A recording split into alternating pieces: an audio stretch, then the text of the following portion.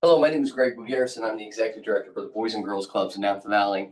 Today I'm going to be presenting the Boys and Girls Clubs 2025 State of the Club. This will also be an overview of the business of our Boys and Girls Club, how it functions, who it serves, and how we serve those kids. So first off, I think it's important for us to start with the overall mission of the Boys and Girls Club, to enable all young people, especially those who need us most, to reach their full potential as productive, caring, responsible citizens. Now, it might surprise you to know that I actually hate the phrasing of this mission. It's too vague, it's inaccessible, and it feels more like a word salad than it actually does an achievable mission. So with that said, what does the mission actually mean? Well, if I was to condense this and rearrange it in such a way that I felt was more accessible and authentic to what we are actually trying to achieve, it would probably read something more like this: to build stronger communities by making better humans. That is at the core of what we as Boys and Girls Club professionals try to achieve. You see, we believe that what we're doing every day after school is more than just arts and crafts. We believe that when you take a kid and you put them across a table from someone who is passionate, authentic, and deeply cares about helping them find their gifts, whatever they may be, that great futures are the result. And that when you connect kids to great futures, the communities in which we live, learn, and engage become stronger, deeper, and more inclusive. What this means is that the Boys and Girls Club is more than an after-school program. It's a community builder. It's a place in which we get to identify, embrace, and amplify traits that we want to see reflected in the greater community around us. Ultimately, what this means in terms of what the Boys and Girls Club actually does as a community builder is that the output is a stronger, healthier community in which we all thrive. And we're doing that for the thousands of kids who are attending our after-school programs every single day. And that philosophy has generated some really compelling results when we look at the number of kids who continue to be served by these programs. Now, within Boys and Girls Club, we have a phrase that we call kids vote with their feet. And to really demonstrate the enthusiasm with which kids and families are engaging with our after-school program, I think it's reflected in our growth over the last 4 years. Now, when I put together this State of the Club, I tried to give you a snapshot of how the club has evolved over the last 4 years. And so you're going to see 2020 is referenced, 2022 is referenced, and then our most recent calendar year of 2024. Now, the first way that we're going to look at these numbers is actually in terms of enrollment. Now, enrollment means that for every one of the kids in our care, we've got an application form. Those kids pay regular monthly fees, and they're engaged with our programs regularly every day after school. So in 2020, you can see that our program served around 2,000 youth. You can see that the green bar denotes our elementary school aged kids. The orange represents our middle school and blue high school. Now, by 2022, that number actually had fallen, and that's not surprising because in the wake of the pandemic, these numbers were all geared toward socially distanced operations. We were highly compacted. I'm very proud of that number, despite the fact that in reviewing it, it looks like we dipped. While it is true that we dipped in the number of kids served, we also served that number of kids far more than we did in any other capacity. Frankly, over the pandemic, kids spent more time at the Boys and Girls Club than they did sleeping. We were open from 8 a.m. all the way through 6 p.m., Monday through Friday, as of June of 2020. Think about that. Shelter-in-place orders went out in March of 2020, which meant that the Boys and Girls Club took a 1.5-month break before we were ready to open up again for the children of first responders and essential workers. And we continued that trend throughout the entirety of the pandemic without a single major outbreak of COVID-19.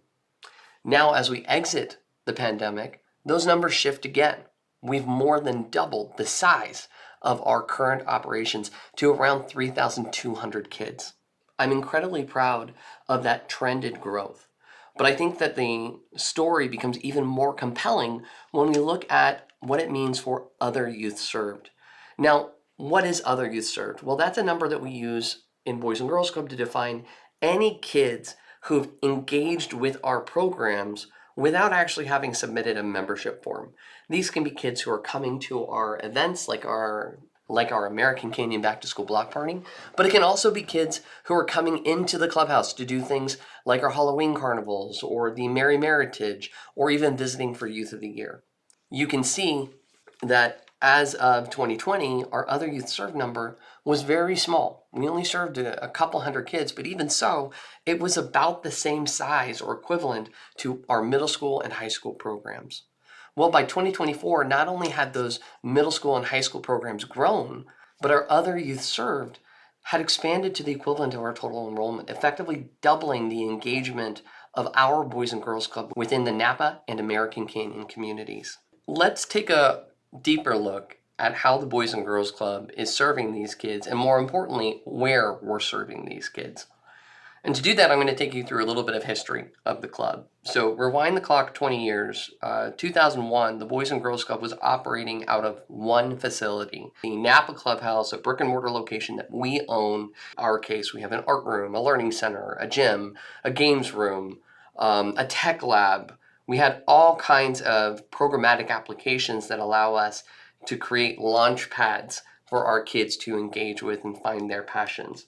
In the early 2000s, the state of California, through a voter initiative called Prop 49, created a grant funding source called After School Education and Safety Funding, or better known as ACEs. That ushered in an era in which this whole other model started to become far more popular within the Boys and Girls Club movement. And that's the rise of the after-school program on school campuses. Fast forward 20 years, and the Boys and Girls Club has 2 brick and mortar traditional campuses and 10 after-school programs located on Napa Valley Unified School District campuses. These 2 approaches are unique in that at the Napa Clubhouse, we have rooms and space that are dedicated for the programs that we are trying to engage and confront our kids with. An after-school program is often more well attended because we're meeting the kids where they are. It's often harder for us to deliver the deep and meaningful programs that we want to confront our kids with within the context of a space that is built to be a classroom. Even so, our innovative approaches as to how we inject meaningful and deep program enrichment to those schools has been nothing short of inspiring. So let's take a look at what that trend has looked like. And as we go through the last 20 years of growth, I have included what the current membership of these locations is.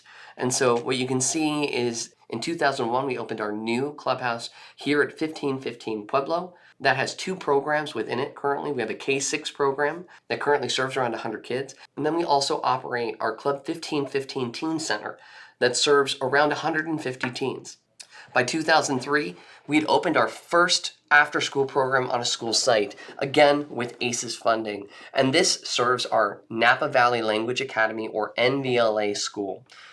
This serves 250 kids, and now we're going to speed this up. So by 2005, we included PV.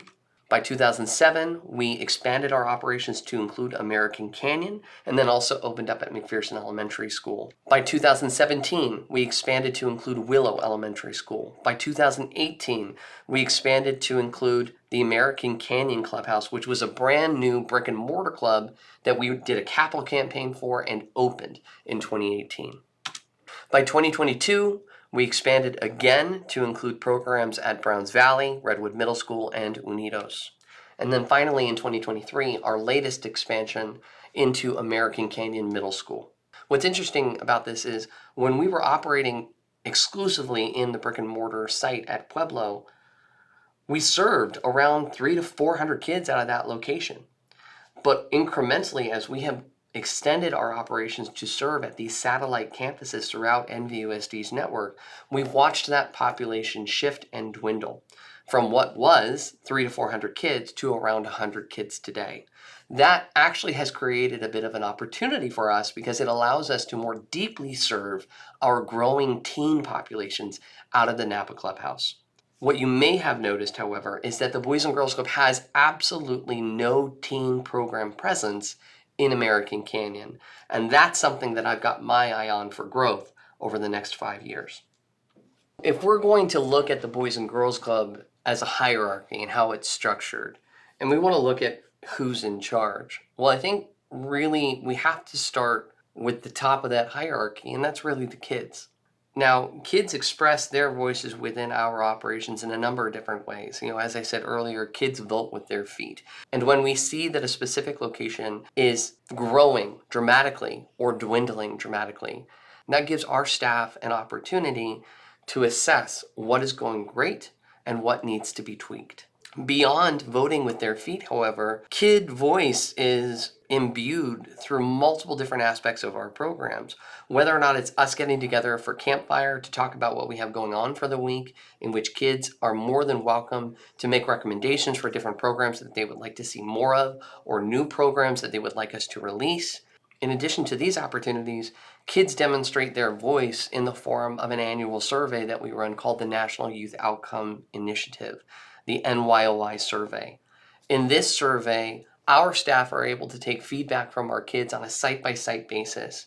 We learn more about their experience within our clubs, what's going great, what's not going great, what needs to be improved upon, and what do we need to take and emulate at other locations. This survey is robust in that it tells us everything from how kids feel about working with their peers to how our kids feel about the depth of programs that they are confronted by. If we're looking for a key aspect of what makes an after-school program like a Boys and Girls Club successful, I think it's found in the opportunities that allow for our children to voice their opinions on what they would like to see more of. That honestly is completely disjointed from what their regular experience is in every other facet of their lives. We have to understand that for the majority of a kid experience, their days are tightly controlled. Whether or not they need to do morning chores, get their breakfast, head onto the bus, go to school, recess and time blocks and lunches are all tightly scheduled and regulated. By the time they get to the Boys and Girls Club, that's where their voices get to be heard. That's where they get to tell us what they want to see and what they want to do. And that makes it a very unique place from the perspective of a Boys and Girls Club kid.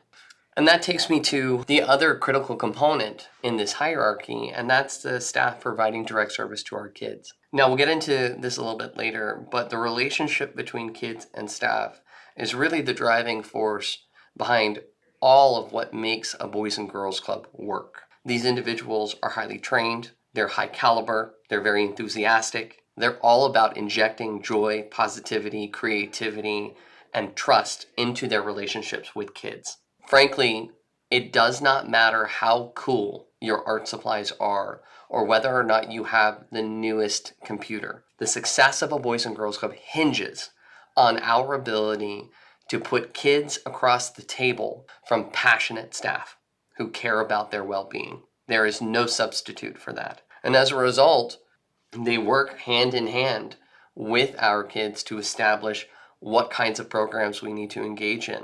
Staff groups are always talking about how they can do better, how they can strategically position kids to do better, and how we can connect those things to great outcomes. The next level that we would want to focus in on would be the program leadership team. This typically comprises all of the people who are in charge of leading the after-school programs. They ensure that all of our staff teams are properly resourced and adequately trained. They also are responsible for coordinating all of the on-site activities happening within our after-school programs and ensuring that we live up to our agreements with regard to the grants that we take in and the dollars that we spend. In many ways, these program directors are at the core of the success of their individual sites.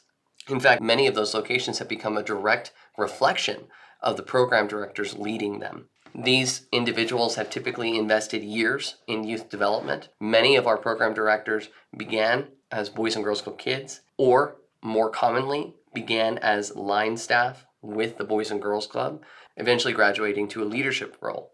The program leadership team is supported by the administrative leadership team. Now, as we have grown, there's been a greater need for us to expand administratively. This, of course, includes the more logistical aspects of administrative support in the form of human resources forms and finances and ensuring that grants are properly tracked and reported on. But there's also a lot of work that happens with regard to coordination. As I said earlier, when we have sites that are doing particularly well, we need an evangelist of these opportunities to take them to other locations, to expand ever more the impact that we're having with our individual kids engaged in every aspect of our program. Additionally, as I said earlier, club sites often become a direct reflection of the program directors leading them.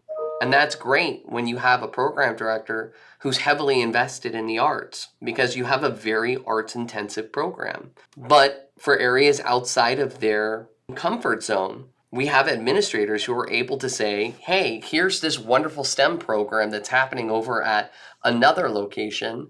We're going to package it up and send a staff over so that they're able to replicate that program at your location and teach your team how to do it too. This has really allowed us to augment our approach to programs and ensure the equitability of experience for all of the members within our network. In fact, that model has been so successful that you see it now reflected in the mobile programs that are popping up across the Boys and Girls Clubs of Napa Valley footprint. Supporting the administrative leadership team, you have the executive leadership team. This group of individuals is responsible for ensuring that all of these disparate aspects of which the Boys and Girls Club as an entity is comprised work cohesively to achieve our mission. They are primarily focused on long-term strategies who support institutional and operational growth, while still ensuring that our agency operates with integrity and equity. And then there's me, Greg, the Executive Director of the Boys and Girls Clubs of Napa Valley. I'm formerly a Boys and Girls Club kid. Growing up in the military, the Boys and Girls Club was always something of a second home. No matter what situation, there was always a Boys and Girls Club waiting for me. After graduating college, I began work as a line staff and came home with Legos in my pockets and a full heart. I fell in love with this work. And before long, I found myself running programs and then making my way into the administration and business of how Boys and Girls Clubs work, and became the Executive Director of the Boys and Girls Clubs of Napa Valley in 2020. My job today is really to establish a vision for who I want us to be and how I want us to operate. While I don't get to spend very much time directly engaged with kids anymore, I do hear about the magic that's happening every day in our programs. I see it in the conversations that I have with parents. I see it in the conversations that I have with teens. But I also see it as a proud club parent. My son Ben began his first year of Boys and Girls Club last year and is now a kindergartner at our Napa clubhouse. His sister Maddie cannot wait to go to the Boys and Girls Club as well. Okay, great. So we've got a bunch of staff, we've got a bunch of locations, we got a bunch of kids. We know what everyone's doing and who's in charge, but what is actually happening on a daily basis at a Boys and Girls Club? What does it mean to be a Boys and Girls Club member? Well, at the Boys and Girls Club, we break our day into three main chunks: Kid Choice, Power Hour, and Enrichment. Now, what that looks like every day after school is the school bell rings and kids are running. They don't walk, they run to the Boys and Girls Club because they cannot wait to be first in line. Now, as I said earlier, this is a unique experience for most of the kids attending the Boys and Girls Club. Their days are tightly regulated. And so we open our day with Kids Choice. Kids Choice is a social rec hour that allows kids to burn energy after school and allows kids to have unstructured time to play and to grow. This is a critical time for them because it allows them to focus on building relationships and problem solving and navigating their wants and getting to know their peers and mentors. Unstructured time is not wasted time. It's also a time that we provide snack. We've seen some incredible gains in recent years with regard to free lunch at school and free breakfast at school. But Boys and Girls Club has been providing free snacks for kids for over 20 years. And in many cases, even today, this ends up being the last healthy meal that a kid might have before breakfast the following day. After our social rec hour, we get into what we call power hour. And this is the parents' favorite part of the day. This is when we're getting our homework done. And so on a school site, what that would look like is we'd have everybody on the playground. We'd break into grade level groups. Each grade is going to a different classroom with their own staff. They're going to get help with homework from that staff and from each other. If they finish their homework early, they're going to be doing some reading. They might do some academically focused activities that help reinforce core concepts from the school day. But this is really the time to get everything academic done and out of the way. This clears the stage for the next hour, our enrichment hour. And for me, this is my favorite part of the day. This is the opportunity for staff to confront kids with myriad different programs and enrichment opportunities for them to experiment with and do. This is the time that we've set aside for things like the arts and leadership clubs like Torch Club and tech clubs and STEM club and cooking club and gardening and on and on and on and on. All of that sounds well and good, but we don't want these programs to be funded from an emotional standpoint. We want them to be data-driven. We want them to have outputs that translate into positive outcomes. So with that said, we've got some really compelling data to support the overall impact of attending a Boys and Girls Club. The threshold that we identify as professionals is 75 days. If a kid attends a Boys and Girls Club consistently over the year, how does that change their performance by comparison to kids who don't? And what we've learned over time is that kids who attend 75 days or more do better in school than kids who don't. So if we treat these populations distinctly, assume that Jorge goes to the Boys and Girls Club for 75 days and Johnny does not, well, here's how that data bears out. Every year, the state of California orchestrates something called the CASP test. You might recall them as the STAR testing from years ago. These essentially judge proficiency for English and literacy, and then also for mathematics. State of California for ELA literacy in 2023 was 35% proficient. That means that for every child who took the test, only 35% of them were able to pass with proficiency or better. If you were a child in NBUSD, you did slightly worse. You were at 34%. Now, this is Johnny. Johnny's not going to the Boys and Girls Club. He's just going to school. And then he's doing the test and he's scoring at 34%. Now, Jorge, on the other hand, he went 75 days to the Boys and Girls Club. How did he do? Well, on average, kids who attended the Boys and Girls Club 75 days or more scored 8 points higher by comparison to their peers on language arts alone. Turning the page to math, in California, we're doing even worse in math than we did in literacy, 22%. Small silver lining here is that if you're going to NBUSD, you did a little bit better than the state average. You're passing at 24%. That shouldn't come as any surprise, as a large chunk of the NBUSD school population is comprised with English as a second language learners.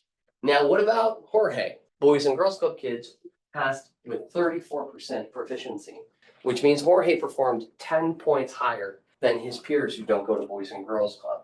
Academics is important. While I am incredibly proud to see these statistics reflected in how kids can benefit academically by participating in our programs, that's not the whole story of what we do or what we're trying to achieve. Remember, our mission is to build stronger communities by making better humans. Better humans are smart, but they are a whole lot more than smart. Our kids are brave. 96% of BGCNV kids said, I choose activities that push me to learn new things. That is a core tenet of the Boys and Girls Club. We meet kids where they are every day after school. We provide them with a safe place to live, to thrive, and then also to grow. But growth means challenge. Growth means failure. If you're not failing, you're not trying hard enough. And so our kids are constantly confronted with opportunities that put them outside of their comfort zone. Our methodology is that we might have the next Magic Johnson or Pablo Picasso, but if they don't pick up a basketball or a paintbrush, they're never going to realize that joy. And if they don't realize it, they're never going to actualize it. Our kids are relationship superstars. This is another one of those tenets of what it means to be a Boys and Girls Club kid. Our kids are smart, our kids are brave, but our kids also know how to build meaningful and authentic relationships. Think about your own career. How much of your success was derived by your SAT score? How many times have you been able to point to your college diploma in the last 20 years and say, this is my value? I'm going to bet not very often, if at all. The secret to being successful from the Boys and Girls Club's perspective lies in our ability to foster and maintain strong relationships with peers, with colleagues, with subordinates, with supervisors. That's what's happening on that playground every day. Those kids are learning how to talk with one another. They're learning how to work with one another. They're learning how to achieve things together. When we do programs like Smart Kids or leadership programs like Torch Club and Keystone, we're intentionally positioning kids to develop the tools that will be absolutely vital cornerstones in their variant of a great future. Finally, our kids are healthy. 99% of kids reported that people at this club accept me for who I am. In this moment, more than any other time in the Boys and Girls Club history, it's important, it's vital that we are creating safe spaces for kids after school. Earlier in this presentation, I said that our kids fail often, right? Failure is not a bad word at the Boys and Girls Club. If you're not failing, you're not trying. But there's an inverse relationship between the opportunity to fail and then to do so in a safe environment. You cannot push people to failure, to their boundaries, to their limits, and not also plan to accept them for who they are when they find that limit. So above all things, our kids must always feel safe and supported, both by the staff who they are working with and in the environments that we create. Okay, so we're doing all this wonderful stuff. We got all these great metrics, but how does Boys and Girls Club work? Like, how does the business model actually function? Well, you may know of a gentleman. His name is Jim Collins. He's actually a former Boys and Girls Club kid from San Francisco, and he grew up to be a big business writer. He's owned and worked with a ton of different Fortune 500 companies over the years, and has written several books about business and leadership. And he's got a book called The Flywheel. And in The Flywheel, he discusses this concept of how the most successful businesses are built around mechanisms where each action amplifies the impact of the next. Our flywheel, because we work with kids, is a merry-go-round. Here's a quick question. What do you think the starting point of our flywheel should be? If you're saying kids, you're wrong. It's actually high caliber staff.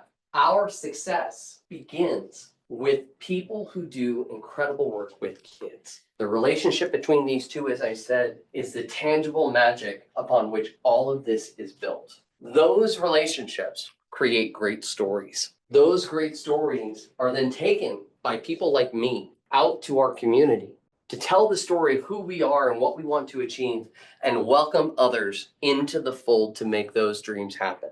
That comes back to us in the form of fundraising. With those funds that we bring in, we then turn and reinvest back into our program development. Those funds come in the door and are almost immediately turned around to go back into our program, which in turn allows us to have higher quality staff, which drives a deeper and more robust member experience, which then generates even better stories, which generates even better fundraising, which generates even better staff, and so on and so forth forever until it hits perpetual motion. That's our flywheel. Now, one of the things I am proudest of has been our ability to pull the curtain back on the magic happening within these walls. We were the best kept secret in Napa. As a nonprofit, we don't want to be secret to anyone. And so we took meaningful action to do things like Youth of the Year, where we take 8 teens and put them on stage at the Uptown Theater to have them tell their story as to what is happening within these programs. It's why we submitted for the National Fine Arts Show year after year with really high level artwork, bringing home a first place prize from Atlanta, Georgia, where the national headquarters of the Boys and Girls Club is in 2024. It's why we do events like the Santa Train and the Merry Meritage. It's why we've invested deeply in programs that extend beyond the walls of our brick and mortar locations. Programs like our mobile STEM lab, which now is in play for elementary schools throughout Napa and American Canyon. And that philosophy has generated some very compelling results. In 2020, the Boys and Girls Club's collective fundraising efforts between grants in green, local fundraising in orange, fees in blue, and other sources in pink yielded about $3 million in 2020. By 2022, that number had grown to $4.2 million.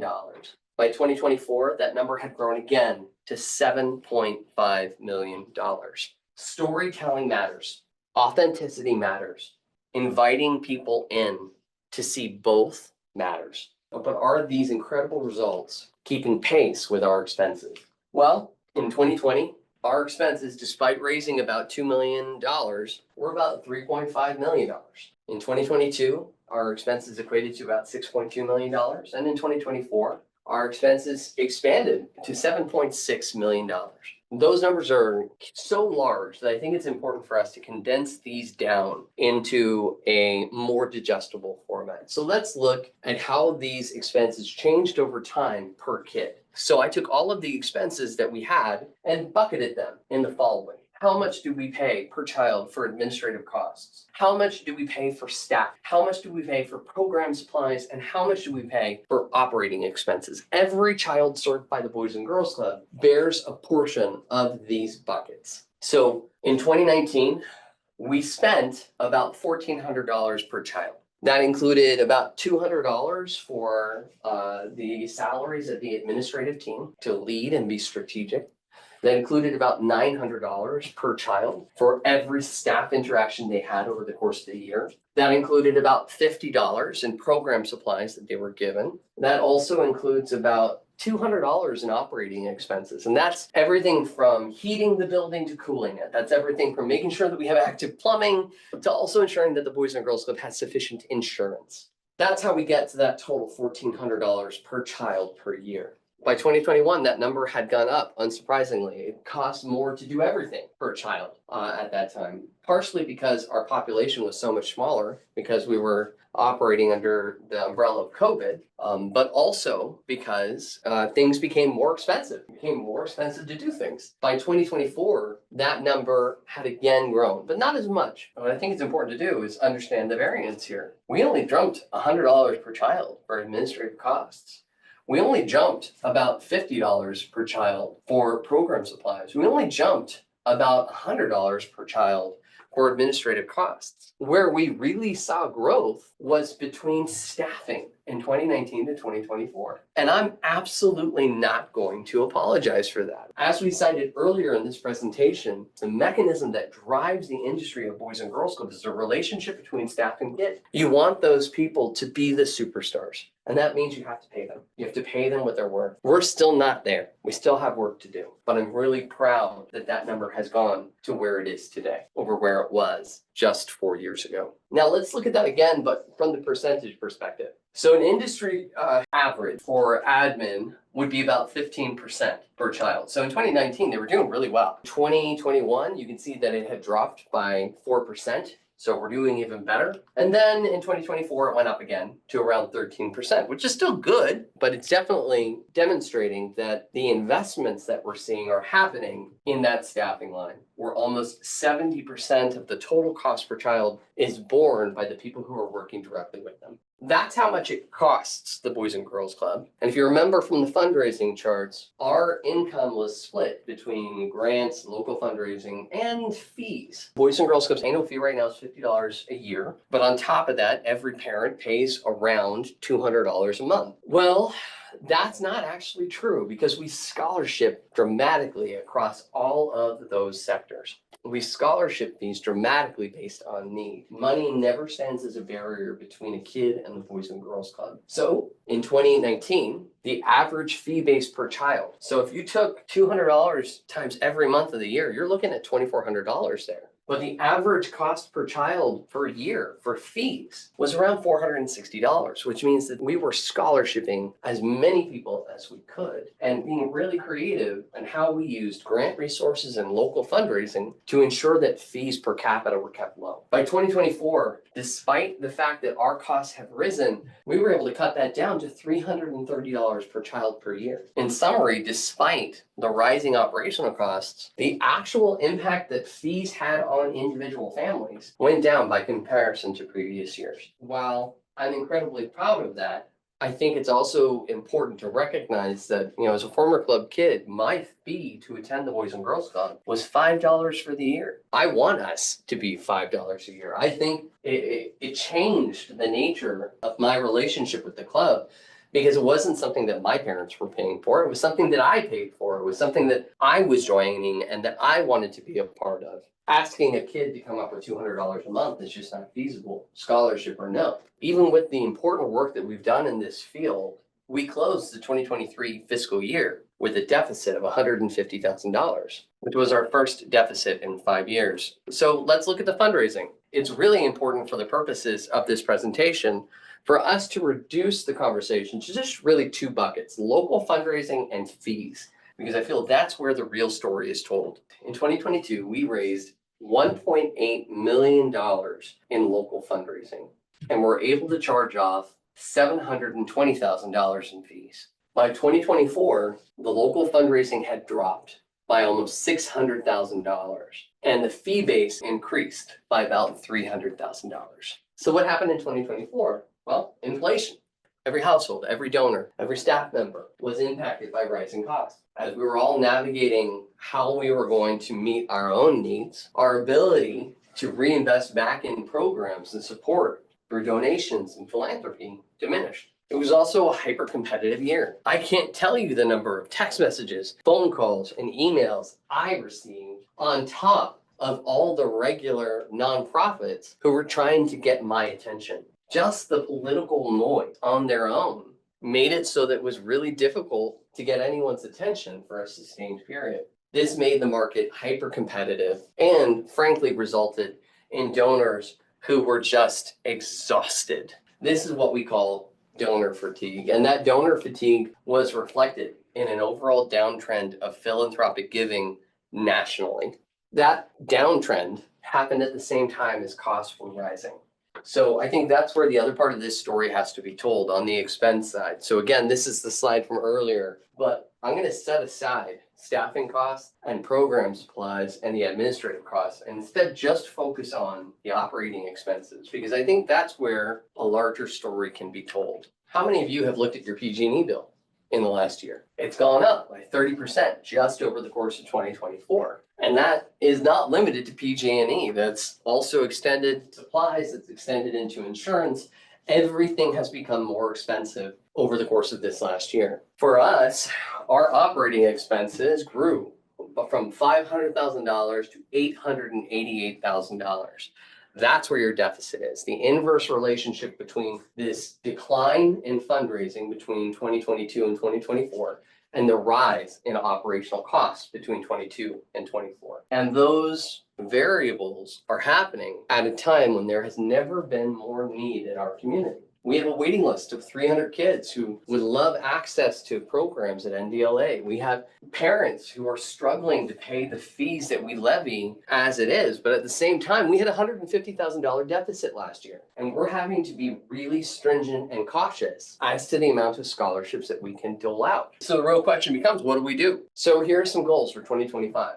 We need to raise $300,000 on our general donations. We need to raise $100,000 through our campaigns. We need to raise $100,000 through our crab feed, and we need to raise $450,000 through our crab feed in order to make it into the black this year.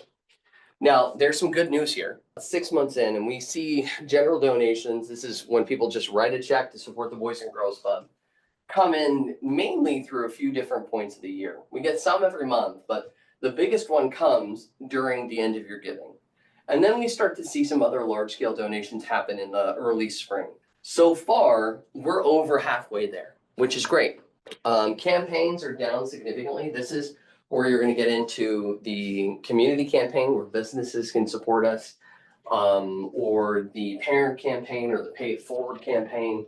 These are all mechanisms that we use to support ongoing passive income streams for the club. I think at last toll we were around $40,000 there, so we've got some more work to do. The crab feed. Crab feed is on track. I'm excited that we're probably going to hit that mark and potentially exceed it this year. Ungala, that's been moved back to June. And that's frankly where I need as much support as I can from the board and the associate board. Because at this juncture, we need to be able to get the right people in the room to bid on auction packages. And that's where I need board support. I need board support to make sure that we are on people's calendars and that they are holding that date for the end gala and that those people are the right people. They're the people that we want in the room. And then part two is that I need auction packages. I need packages that inspire, that are exciting, and that get people excited to bid and support our kids. Collectively, that should help us raise around $950,000. These are goals, and if we can't achieve them, there's no alternative that we have here but to raise fees. I don't want to balance our budget on the backs of our kids. No one here should. But at the end of the day, if we can't raise the funding locally, then we won't have an alternative. Finally, I think it's important to recognize that budget concerns aside, this work is never going to be done. There's never going to be a time where we get to pack it in and say, job well done, we've accomplished everything that we want to do. That mission to create stronger communities by making better humans is a reality, not a finish line. And through hard work and working together and a coordinated effort to achieve these goals, I'm sure that we've got this.